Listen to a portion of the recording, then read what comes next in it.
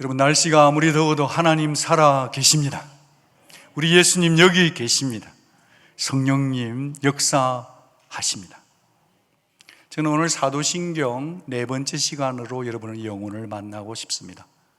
성령으로 잉태되어 동정녀 마리아에게서 나시고, 우리가 신앙을 고백하는 이유는 마음에 새긴 신앙 고백이 삶으로 이어지도록 마침내 그 고백대로 살기 위함 아닙니까? 아는 것보다 훨씬 더 어려운 게 있는데 따르는 것이고 사는 것인 줄 아시죠?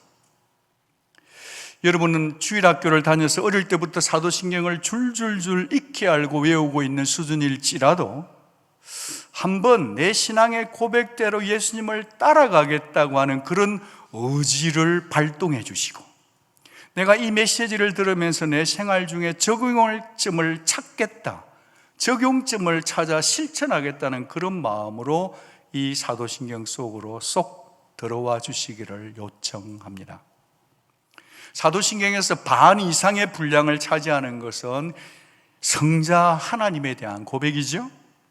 단적으로 말씀드리면 예수 그리스도의 낮아지심과 예수 그리스도의 높아지심에 대한 고백이죠. 낮아지심이란 뭐냐? 탄생하신 거예요. 고난받으신 거예요. 십자가형을 치르신 거예요. 죽으신 거예요. 장사 지낸 바 된 거예요. 이렇듯 낮아지신 예수 그리스도를 하나님께서는 마침내 그를 높이시고 높이시되 이 지구촌의 가장 높은 이름 above all 주가 되시게 하신 줄로 믿습니다. 오늘 내용은 바로 예수 그리스도의 낮아지심에 관한, 탄생에 관한 고백이죠. 그는 성령으로 잉태되어 동정녀 마리아에게 나시고, 보시면 성령으로 말미암아 잉태되었다는 것은 그가 완전한 하나님이시다는 신성에 관한 부분이고, 예수님이 동정녀 마리아에게서 태어나셨다는 부분은 완전한 인간으로 오셨다는 고백인 거죠. 네, 하나님 그분은 낮아지시되 예수 하나님은 육체를 취하심으로 낮아지신 것입니다. 우리와 같은 사람의 모양을 취하고 오신 것이 낮아지심의 고백인 거죠. 여러분, 하나님께서 당신의 아들을 동정녀 마리아의 태 속으로 내려오게 하신 것, 내려오게 하신 이걸 두고 어거스틴은 거룩한 낮아지심이라 했어요. 거룩한 낮아지심. 청교도 신학자 토마스 와스는 예수 그리스도께서 우리가 밟고 다니는 흙이요 먼지로 된 이 육체의 옷을 입으신 것이 얼마나 무한하신 낮아지심인가. 여러분, 십자가 위에 달리신 것보다 동정녀의 태 속에 거하시는 것, 이것이 자신을 더 겸비케 하신 것이라고 얘기했습니다. 인간이 죽는다는 것 큰 일은 아니지만 하나님이 인간이 되신 그것이야말로 경이로운 겸비이며 겸손하십니다. 이는 마치 천사들이 벌레로 변화하는 것보다 더 크다란 낮아지심인 것이다. 이렇게 한번 비유해보면 어떨까요? 여러분, 댁에도 애완견을 기르시는 분이 많이 계시죠?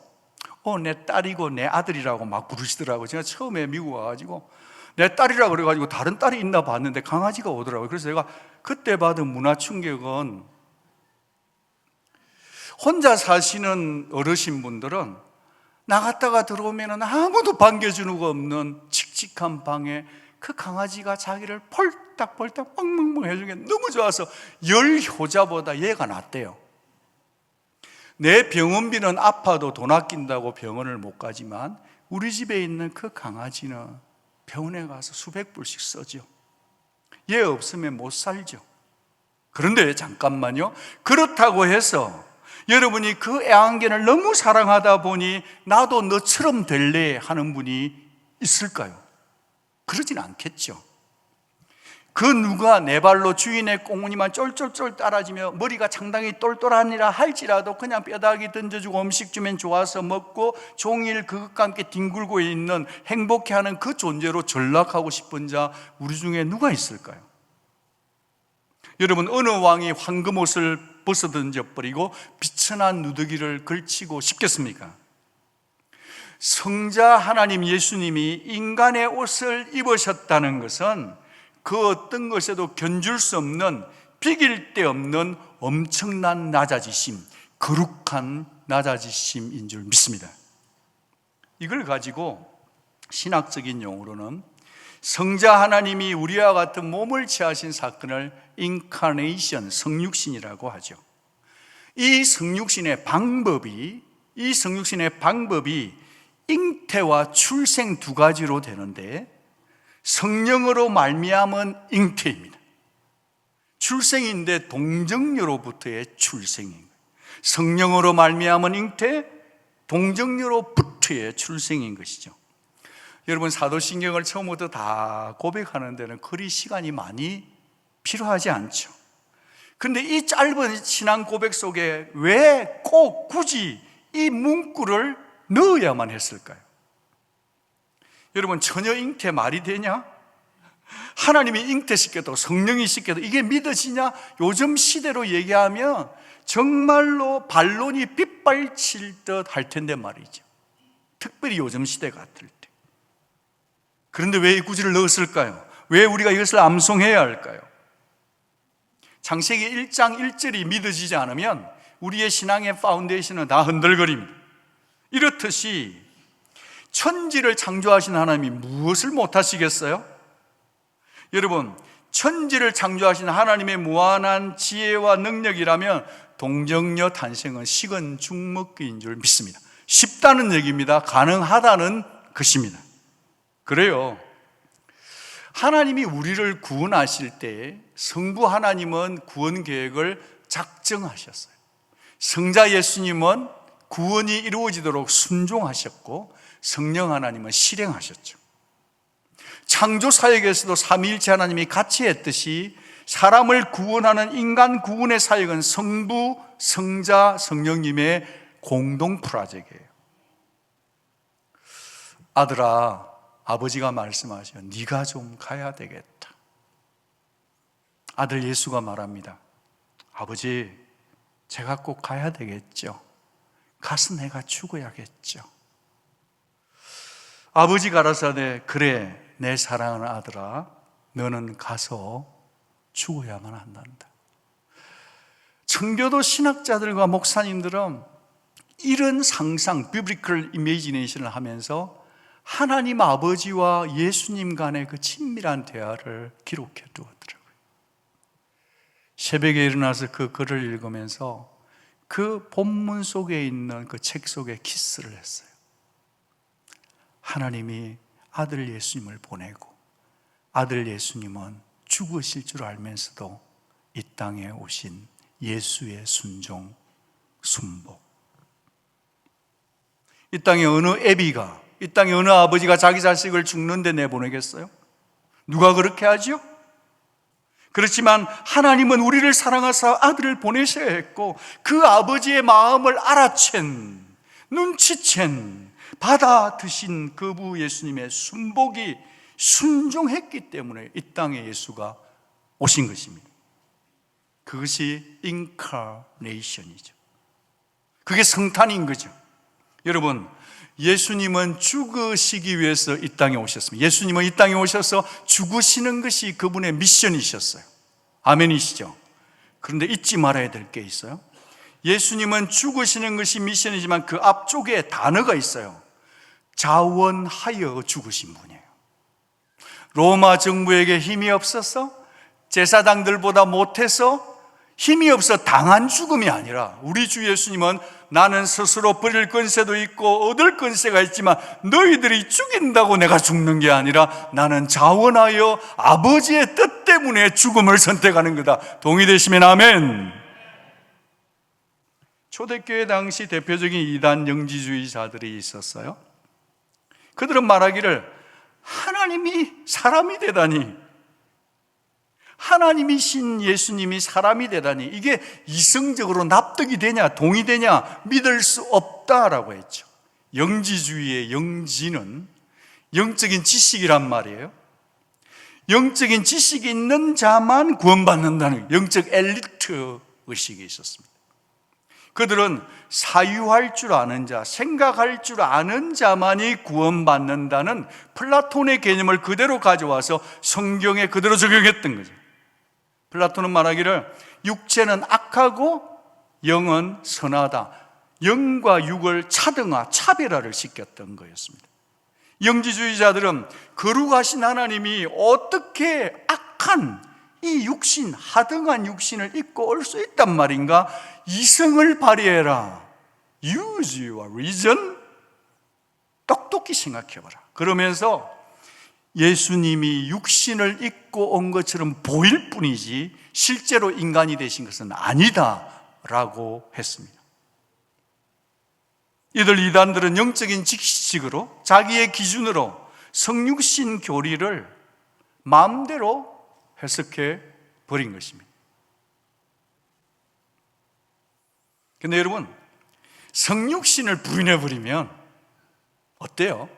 성육신을 부인하면 피 흘림이 없어져요. 성육신을 부인하면 몸의 부활도 없어져요. 성육신을 부인하면 예수 십자가 고난이 필요 없어요. 성육신을 부인하면 부활의 영광도 없는 거예요. 성육신 신앙을 고백지 않으면 예수 그리스도는 그냥 추상적인 신화적인 인물로 전락되고 마는 거죠.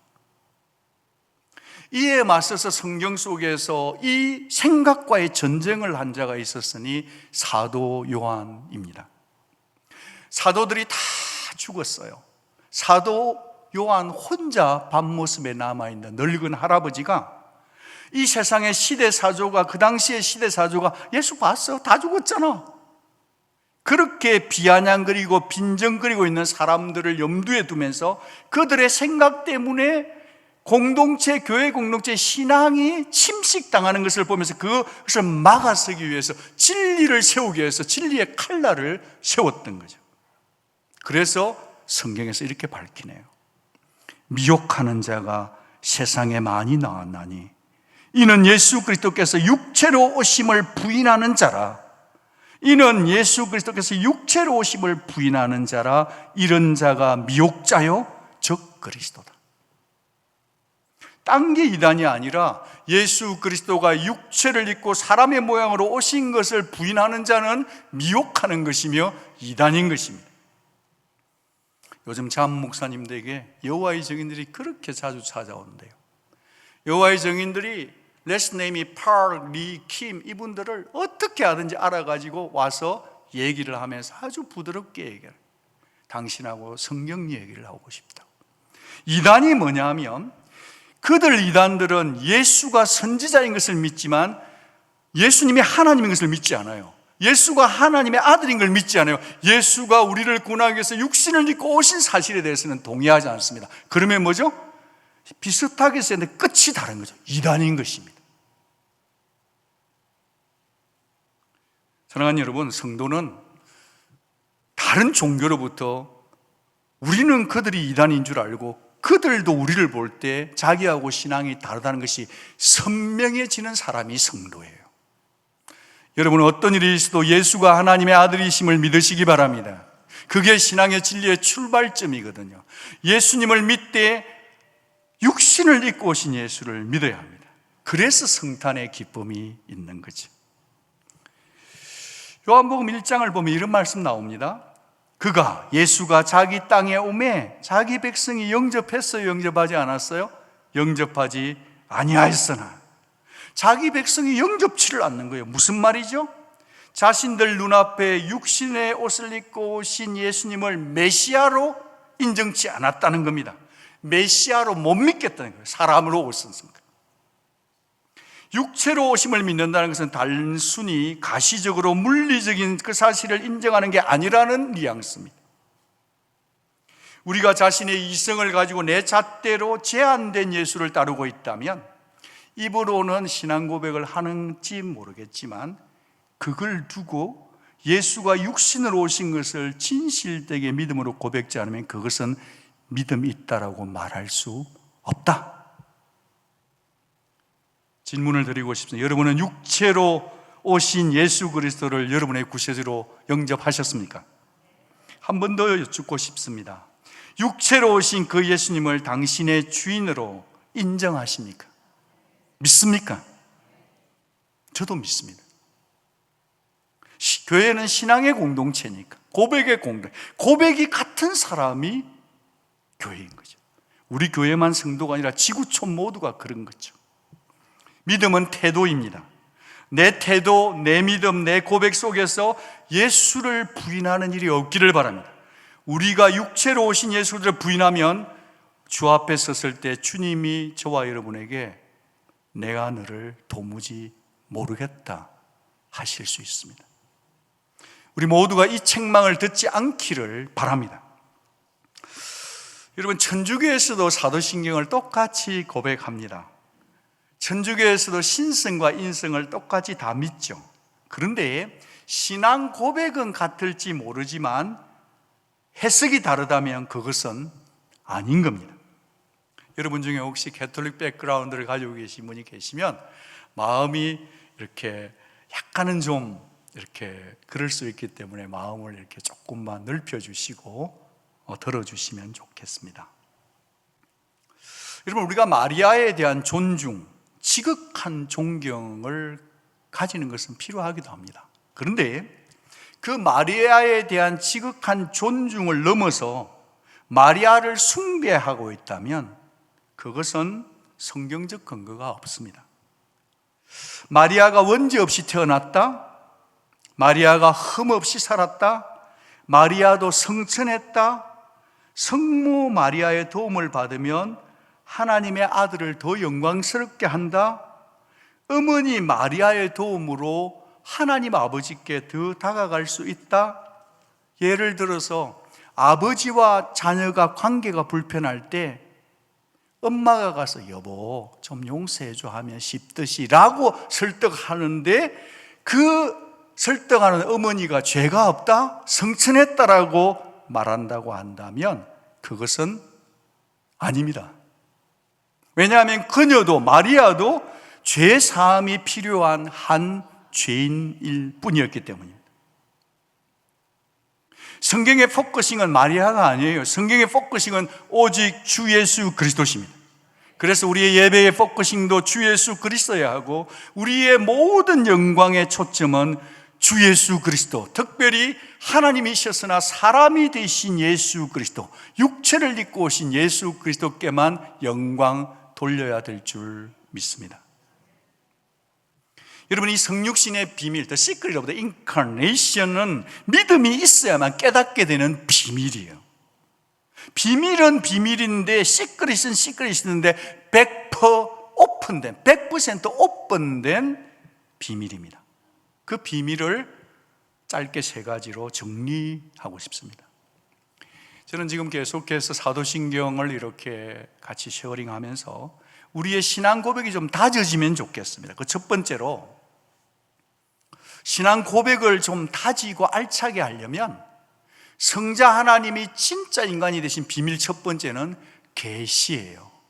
한 번만 받아해 주시겠어요? 계시, 리빌레이션인데, 이것은 예수님을 통해서 하나님을 보게 되게, 이 계시, 예수를 통해서 하나님을 보게 하기 위해서 성자 하나님이 진짜 인간이 되셨단 말이에요. 계시라는 말은 커튼을 열어 제친다는 겁니다. 제가 이렇게 되었을 때 이 커튼을 열어 제치면 무엇이 있는 게 아는 것처럼 말이죠. 감추어진 비밀을 드러내는 것이죠. 우리는 감히 거룩하신 하나님을 볼 수 없어요. 죄인이기 때문에. 그런데 인간으로 오신 예수님을 통해서 through Him, by Him, in Him, 그분을 통해서 우리는 하나님의 부요로운 성품을 보게 되는 겁니다. 요한복음 1장 18절, 본래 하나님을 본 사람이 없으되 아버지 품속에 있는 독생하신 하나님이 나타내셨느니라. 이 나타내신 것이 계시예요. 이 나타내심이 복음이에요. 나타내심이 전부예요. 나타내심이 경건이에요. 크도다 경건의 비밀이에요. 이렇게 좀 볼 수 있어요. 하나님이 거룩하신 하나님이 두려운 하나님인데 예수님이 나타나 주셨기 때문에 그 두려운 하나님이 나에게 친근한 아빠가 되는 거죠. 이렇게 좀 비유를 해보면 우리가 맨눈으로는 태양을 볼 수가 없어요. 그러나 선글라스를 끼면 찬란히 빛나는 태양을 볼 수 있듯이, 아니면 얼마 전에 우리가 개기일식 할 때 이렇게 특수로 된 아주 이렇게 글래스를 하나 딱 하니까 그게 너무 잘 보이는 것처럼, 저는 지금 예수가 선글라스라고 얘기하는 게 아닙니다. 저는 예수님께서 특수한 안경이라고 얘기하는 게 아닙니다. 저는 예수 그리스도 육신을 입고 오신 예수 하나님을 믿으면 눈에 보이지 않는 하나님이 보여진다는 겁니다. 동의하시면 아멘. 그러니 여러분, 다른 것을 찾지만 앞으로 기적과 병나음과 숱하게 많은 것을 찾아다니는 시대가 올 겁니다. 영적 교계가 흐릿해지고 세상을 찾아가고 기적을 찾아갈 수 있겠지만, 여러분, 그걸 찾아갈 게 아니라 말씀이신 예수님, 그 말씀 속에 예수를 만나고 말씀을 통해서 하나님 아버지를 만나는 자 되시기를 바랍니다. 그것이 예수께서 겸손하셔서 하나님인데 사람이 되신 이유, 그것은 말씀을 통해 하나님을 보도록 하기 위해서 하나님이 진짜 사람이 된 거예요. 자, 두 번째로는 성자 하나님이신 그분 예수께서 왜 진짜 인간이 되셨는가, 비밀 두 번째는 대속입니다. 랜섬이에요. 어톤먼인데 내 죄값을 대신 담당해 주기 위해서 하나님이 사람이 되셨다는 겁니다. 성육신의 두 번째 비밀은 대속입니다. 이 대속은 내 죄값을 누군가가 대신 담당해 준다는 의미죠. 예수님이 여러분 죄를 다 사주시고 여러분을 천국으로 인도하기 위해서 오셨습니다. 여러분, 그런데 이런 생각 해보셨어요? 예수님 성부 하나님, 성자이시면 성령 하나님께서 인류 구원을 시키려고 하는데 이게 너무 머리를 맞대고 고민을 했는데도 할 수 없어, 답이 없어서 궁여지책으로 택한 방법이 동정녀 탄생입니까? 절대 아닙니다. 절대 궁여지책에서 방법이 없어서 이 동정녀 탄생한 것이 아니란 말이에요. 도리어 처음부터 선포하신 거예요. 창세기 첫 책에서 이미 선포하셨어요. 창세기 3장에서 예언하셨어요. 창세기 3장 15절, 여자의 후손은 네 머리를 상하게 할 것이요 너는 그의 발꿈치를 상하게 할 것이라. 이 여자의 후손을 아시는 대로 누구죠? 예수 그리스도세요. 그런데 여자의 후손은 네 머리를 상하게 한다는 거예요. 이 머리는 사탄의 머리요 뱀의 머리였습니다. 그런데 너 뱀 사탄은 그의 발꿈치, 메시아 예수의 발꿈치를 상하게 할 것이라. 어디서요? 십자가에서. 여러분, The Passion of Christ에 보면 겟세마네 동산에서 예수님이 곤에 찬 기도를 하고 있을 때, 기름을 짜듯이 기도할 때 그때 뱀이 나오잖아요. 그럴 때 비유적으로 예수님이 그 뱀이 나올 때 우리는 썸칫한데 예수님이 발로 그 뱀의 머리를 확 밟아서 어깨 뿌리는 게 나와요. 여러분, 예수님이 하신 일이 뭐냐 하면 사탄의 머리를 어깨 뿌리는 거예요. 그게 빅토리죠. 사탄은 가지고 있는 게 뭐냐? 죽음의 권세예요. 그러니까 예수께서 십자가에 죽으심으로 말미암아 죽음을 죽여버리신 예수, 그 예수를 믿으시기 바랍니다. 여러분은 아직까지 한 50년 이상 살 거니까 아직까지 죽음하고 거리가 머니까 아멘을 안 하시는데, 사람 죽는 거 순서가 없어요. 죽음을 죽이신 예수를 믿는 것보다 더 좋은 복은 없습니다.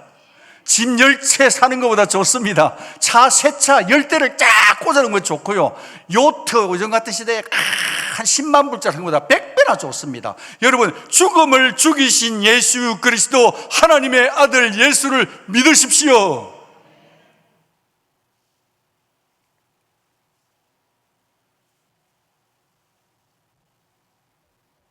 유대인의 족보는 남자 중심이에요. 그런데 놀랍게도 하나님은 창세기에서 여자의 후손이라고 여자를 먼저 얘기한 거예요.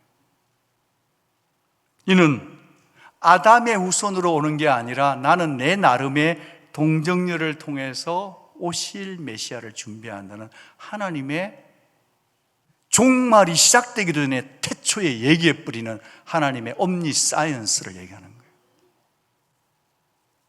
여러분, 다른 이의 죄를 대속해 주려면 두 가지 조건이 충족이 되어야 됩니다. 다른 사람의 죄를 용서해 주시려면 두 가지 조건이 충족되어야 되는데 중요합니다.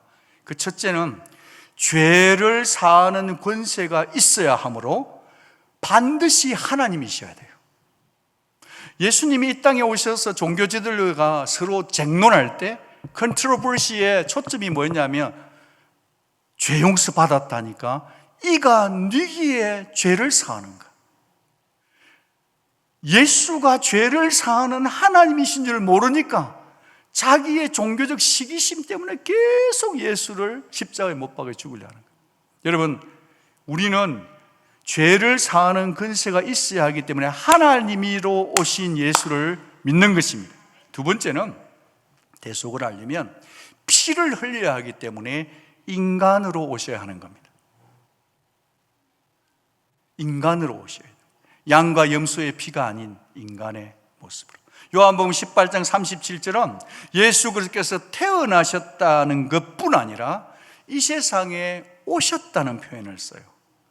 어디로선가부터 내려오셨다는 표현을 쓴단 말이에요. 어디서부터요? 가장 높은 하늘에서부터, 아버지가 계신 품으로부터.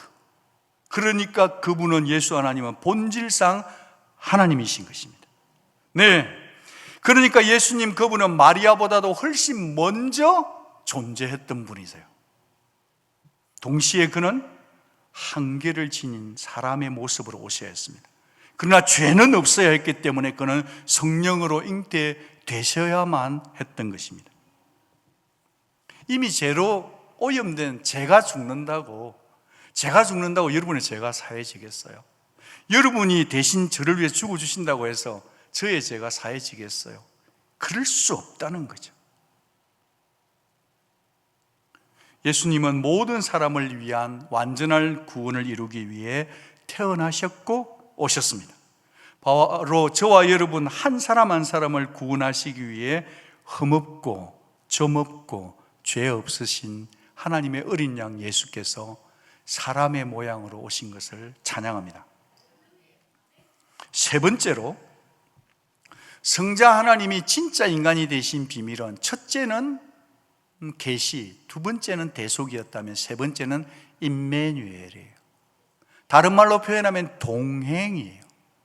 하나님이 우리와 함께 거해 주시기 위해서 하나님이신 예수님이 사람이 되어 주신 거예요. 오늘 본문인데요, 마태는 아주 세리였기 때문에 꼼꼼하고 정확한 사람이었어요. 그가 예수님 오시기 약 700년 전에 이사야 선지자가 했던 예언을 인용하면서 그 예언이 성취되었다고 밝힙니다. 보라, 처녀가 잉태하여 아들을 낳을 것이요 그의 이름은 임마누엘이라 하리라. 이를 번역한적 하나님이 우리와 함께 계시다 함이라. 여러분, 구원자로 오신 그 예수님이 진짜 인간이 되신 이유는 딱 한 가지가 더 있다 하면서 그건 바로 하나님이 우리와 함께 계심, 임마누엘입니다. 동행인 것입니다. 여러분, 요한복음 1장 14절을 보면 말씀이 육신이 되어 우리 가운데 거하심에 되어 있어요.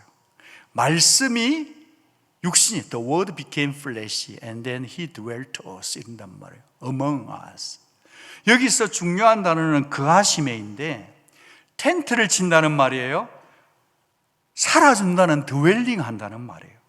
이 거한다는 단어가 어디서 왔냐면 구약성에서는 타버나클에서, 성막에서 온 거예요. 이스라엘 백성들이 죄를 지었을 때 하나님이 타버너클로 그 백성들과 함께 드웰링 해주셨다. 타버너클이 드웰트로 온 거죠. 그래서 예수님의 호칭이 뭐죠? 임마누엘인 거예요. God with us. 옆에 계신 분께 인사 한번 하겠습니다. 주님이 당신과 함께 하십니다.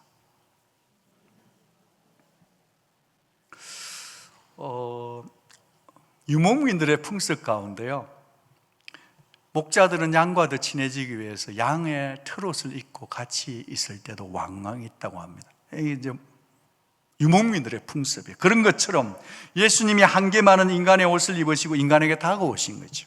히브리서 4장 15절에 주님이 이런 분이라 하네요. 우리에게 있는 대제사장은 우리의 연약함을 동정하지 못하실 분이 아니요 모든 일에 우리와 똑같이 시험을 받은 이로되 죄는 없으시니라. 여기에는 동정이라고 번역이 되어 있지만 예전 번역인 체율이 더 좋은 것 같아요. 올바라요. 여러분, 동정은 상대방과 동일한 경험을 하지 않아도 불쌍히 여기는 마음이에요. 바깥에서 갈 수 있는 마음. 반면에 체율, 심퍼타이즈는 상대방과 같은 처지를 경험해 봤기 때문에 공감해 준다는 거예요. 안에서부터 나오는 긍휼이에요. 여러분, 키드니 스톤의 통증을 겪어본 분들은 우리끼리 알아요. 우리 얼lum나이들이 다 알아주더라고요. 왜? 자기가 해봤으니까. 우리 주님이 지금 말씀하시는 게 그겁니다. 우리 주님은 내가 네 고통과 체험, 고통 번민을 내가 다 체험해 봤다. 그리고 내가 아니까 너의 친구가 되어주고 싶다. 네 곁에 있어주고 싶다는 거예요. 여러분, 우리 주 예수님은 인간으로서 겪을 수 있는 모든 감정과 처지를 다 경험하셨습니다. 목사님, 그런 말 하지도 마세요. 예수님 진짜 요즘 신경 안 쓰는 것 같아요. 내 감정도 모르고. No way! 예수님보다 여러분을 더 잘 알아주시고 여러분이 자고 있을 때도 여러분을 보듬어주는 분은 없으세요. 예수 이름이 임마누엘이기 때문에 그래요. 그분은 오병 이후로 5,000명을 먹이면서도 자신을 위해서는 신성을 사용하지 않는 분이셨어요. 돌로 떡덩이를 만들 수 있는 올마이리 전능자지만 자신의 흙이진 배를 채우려고 어디에 갔어요? 무화과 나무에게 다가가가지고 하나 따먹고 싶은 마음에 다가갔던 분. 그분이 저와 여러분의 배고픔을 안단 말이에요.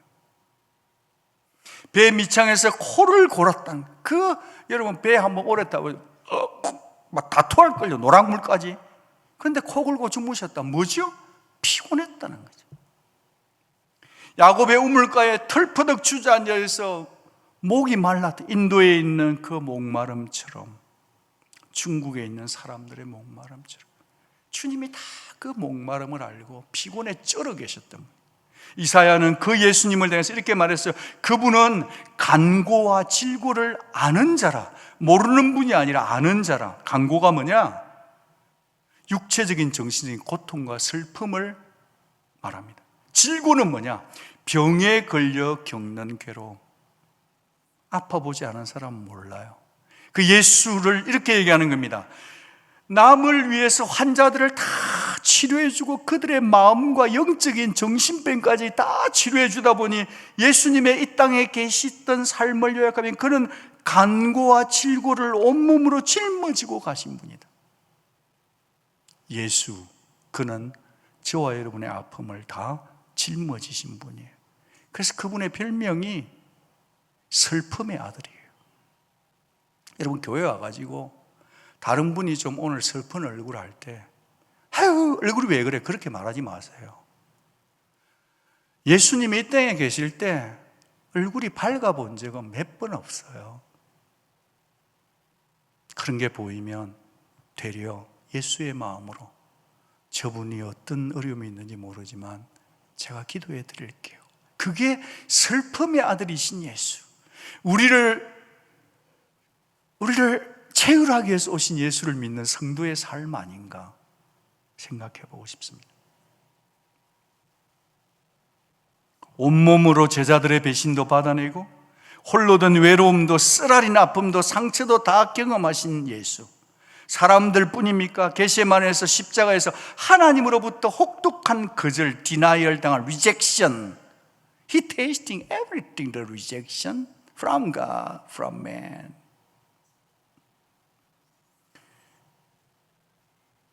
우리는 누군가를 공감해 주고 싶어도 한계가 있어요.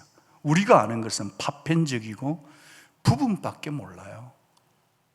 그러나 예수님은 여러분의 잠 못 이루는 고통과 여러분의 무거운 짐을 다 헤아려 주십니다. 그 일 하기 위해서 사람이 되어 주신 거예요. 질문을 하나 드리고 싶어요. 여러분, 예수님 여러분 마음속에 거하시나요? 잘 살고 계십니까, 여러분? 주님?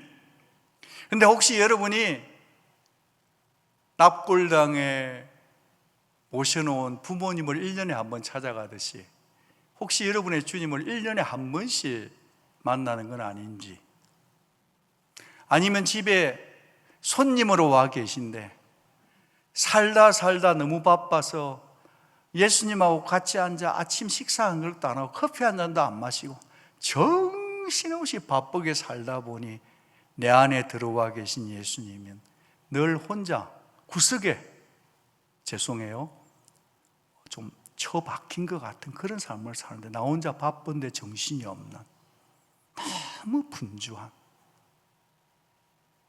그래서 그 주님과 관계가 서먹서먹하다면 그것은 올바른 신앙 고백은 아닌 것 같습니다. 여러분, 그거 아십니까? 2000년 전에 예수님이 이 땅에 오셨을 때 우리 주님의 가슴이 설레었다는 거 아십니까? 인류 역사를 뚫고 He penetrated divine intervene into the human history to save us, to love you. 그때 가슴이 설레이고 가슴이 뜨겁게 오신 거 아십니까? 왜요? 저와 여러분과 함께 있고 싶어서. 그분은 지금도 설레이며 이 자리에 앉아 계시고, 저는 단호하게 얘기합니다. 예수님 지금 이 자리에 계십니다. 왜냐하면 제가 생뚱맞게 얘기하는 게 아니라 예수님 약속하신, 누구든지 두세 사람이라도 내 이름으로 오면 나도 그들 중에 있느니라 하신 주님이 여러분보다 먼저 오셔서 여러분의 사정을 안아주기 위해서 설레임을 가지고 여러분을 기다리고 있는 것, 예배인 줄 믿습니다. 예배는 살리는 것, 사람을 살리는 것 예수밖에 없어요. 설레이는 예수의 가슴을 만나야 돼. 그분의 심장 소리를 듣고 돌아가는 게 예배예요. Without that experience, our life desperate.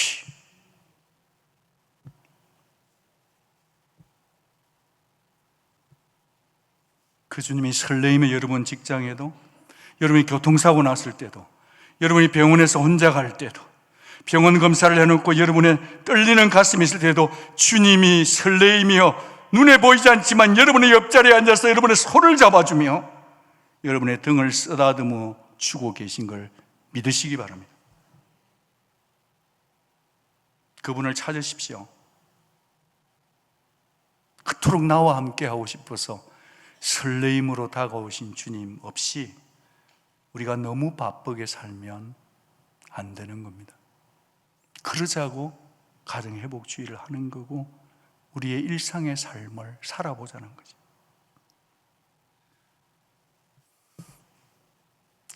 고함은 크게 지르지만 저도 그게 잘 안 됩니다. 몸부림치면서 가고 있는 것 같아요. 그러나 여러분, 예수 하나님이 사람이 되어준 이유, 나와 동행한 설렘이었다는 걸 기억하시면 여러분의 이민생활은 살만할 겁니다. 여러분의 두려움은 떠나갈 겁니다. 여러분의 기도를 들어주시는 분은 기도하기 전에도 응답해 주고 싶어서 기다리는 분이시거든요. 내가 너를 다 안다. 나는 임마누엘이다. I'll be with you. I'm a heading of you. 왜냐하면 내가 너를 죽도록 사랑했거든. 아니, 지금도 사랑하거든. 주님과 동행자로 살아가는 이 행복을 빼앗기지 마시고 누리시기를 바랍니다. 이 여름에 올바른 신앙 고백을 잘 다져서 그 신앙 고백이 삶으로 이어지고 생활 중에 누리는 우리 온누리 가족과 이 지구촌의 모든 성도님들이 다 될 수 있기를, 우리를 사랑하셔서 하나님이신데 사람이 되어주신 겸손의 왕, 신비로운 예수 그리스도 이름으로 축복